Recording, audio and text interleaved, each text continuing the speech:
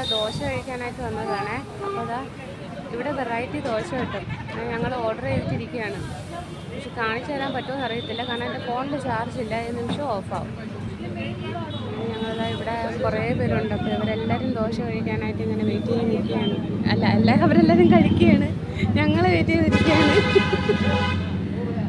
അവളതാ ഇവിടെ ഇരുന്ന് ഫോണിൽ നോക്കുകയാണ്. കയ്യിൽ ജ്യൂസും ഒക്കെ ഇരിപ്പുണ്ട്.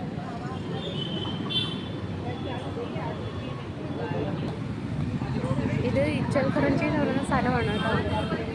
ഇവിടെ പിന്നെ എപ്പോഴും ഭയങ്കര തിരക്കാണ്. നമ്മളെ നാട്ടിലാണൊക്കൊന്നുമല്ല. ഇവിടെ നമ്മളിപ്പോൾ വണ്ടിയും കൊണ്ട് ഇറങ്ങുകയാണെങ്കിൽ തൊട്ടില്ല എന്ന് പറഞ്ഞിട്ടാണ് ഇവിടെ എല്ലാവരും വണ്ടി ഓടിക്കുന്നത്. അത്രയും തിരക്കും അത്രയും ഡേഞ്ചറുമാണ്. ചോദിക്കാനും പറയാനൊന്നും പറ്റത്തില്ല. അടി എപ്പോഴാണ് വീഴുന്നതെന്ന് പറയാൻ പറ്റില്ല. അതുകൊണ്ട് അങ്ങനെയുള്ള ആൾക്കാരാണ്. ശരിക്കും എനിക്ക് പേടിയുമാണ് വണ്ടി ഓടിക്കാനായിട്ട്. അയ്യോ, ഫോൺ ഇപ്പോൾ ഓഫാവും.